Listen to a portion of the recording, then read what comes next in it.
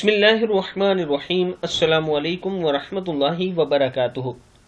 عابد راجہ channel کی طرف سے آج میں اپنے دوستوں کو رسول اللہ صلی اللہ علیہ وآلہ وسلم کا ایک بہت ہی پیارا فرمان سناؤں گا۔ آپ دوستوں نے اس پر ضرور عمل کرنا ہے۔ نبی اکرم صلی اللہ علیہ وآلہ وسلم نے فرمایا کہ ایک شخص کا انتقال ہوا، قبر میں اس سے سوال ہوا تمہارے پاس کوئی نیکی ہے؟